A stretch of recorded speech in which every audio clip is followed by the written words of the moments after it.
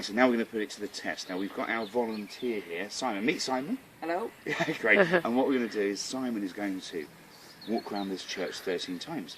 And we're going to film him at different sessions and say, right, 6 times round, any difference as we go around till we get to 13 times. See whether we can put this to bed. Is it myth, is it legend, or is it real?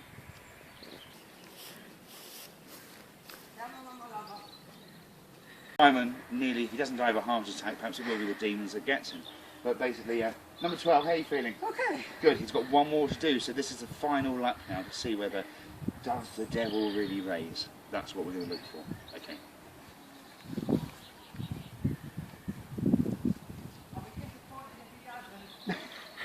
There you go. Right. So this is the final 13th lap. About here, I think you are. You still here? Yeah. Now, apart from this, again, one can always believe that it's your own mind playing tricks on you. But my head, when Simon had gone around about 6 times, it started to go quite heavy, and certainly at the front part, it was feeling quite tense. On a monitor that I brought earlier on today as well, on the little frequency, that certainly it's changed since we've been here. So the frequency monitor has actually changed. There's certainly something that's changed on here. Now we just need to see whether anything else is going to happen when we go inside the church. And that's going to be the main thing. The one thing that's really important is, if you look at the skyline around us, what happened quite quickly when Simon started to walk around was it went very dark overhead. And the whole atmosphere did change, and I've sensed that change. So I think there is some element of truth there. But I'll let you be the judge of that.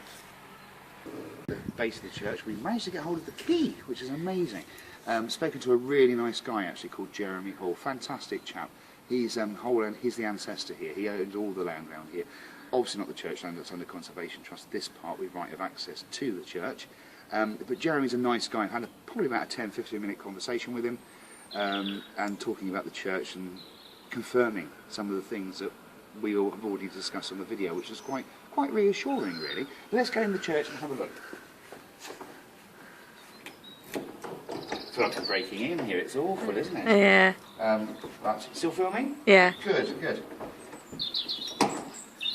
I've never opened a church door before. But here we are. Oh, and let's go in.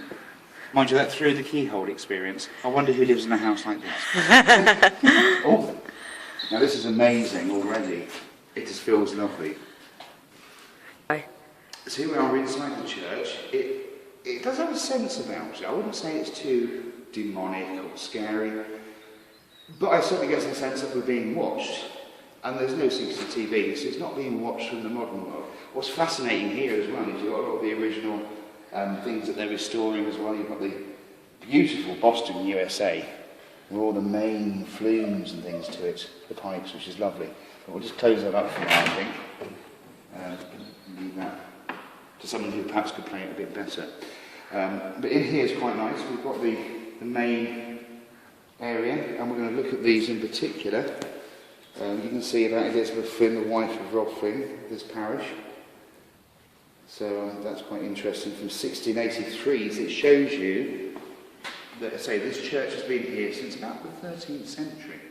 So it certainly shows you the style. And if you look at the main, these are the originals, the main chandeliers, the candles that would originally have been lowered down on a wrench, but obviously they're just set there now. People used to step ladders against them like the original pews and that.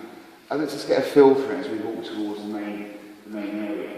And certainly the left, it's a particular interest among these beautiful pieces of workmanship as we go up.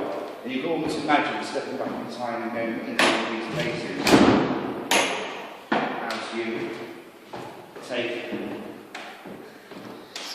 dearly beloved, we gather here today in the house of God. Beautiful. And can you hear those acoustics? Absolutely wonderful. We stand here in the church that's been here for hundreds and hundreds of years. Apart from the fact we know about the World War II bombing, which we've just had confirmed from Jeremy, in fact, which is really nice. But of course, there's been so much restoration here.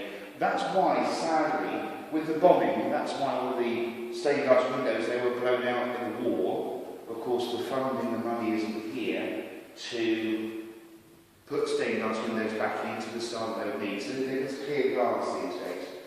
But I've got to say, it looks pretty comfortable up here from where I'm looking. Aye. Great. We've been in the church for about 5 minutes. You can see Janice is up there in the main area, as it were. Absolutely wonderful. When I stood up there myself, it felt quite surreal. And even the acoustics in here, I've got the goosebumps coming in. You can say, that's the mind playing tricks on you, but it's clearly not. What's interesting is that when we come this way towards the main water, which is obviously circumnavigations for the actual priest himself. Now, no one apart from the priest would be able to go past this step normally. So, and it's quite calm. That's what's interesting. It's calm and peaceful over this part here, which is clearly for where the altar would be. But when I come down here,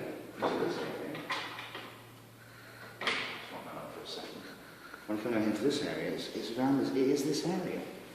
And the wonderful thing we've got here is the revised tables of lessons, which is a Cambridge University Press. And it just shows you the age of it, because it's showing obviously shillings and pence and various things in there. But it's a wonderful, it's got a wonderful feel to it, the actual Bible itself. I'll just see if I can get there's nothing on there. But you've got the most, you've even got some of the original feral physicals and responses, which is quite great, from the minister and the choir,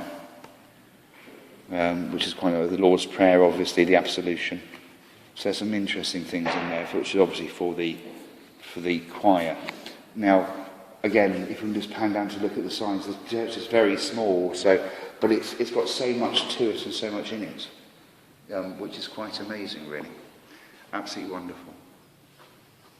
Even down to the original.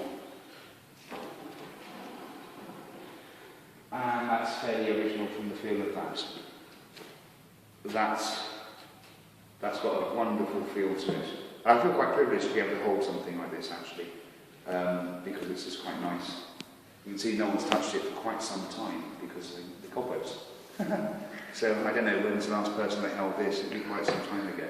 But it's beautiful. For obviously walking down the processions and leading ahead as we go down. So, and what's interesting, guys, is to think about this. This is an original cross. That's something to bear in mind, actually. This is an original cross.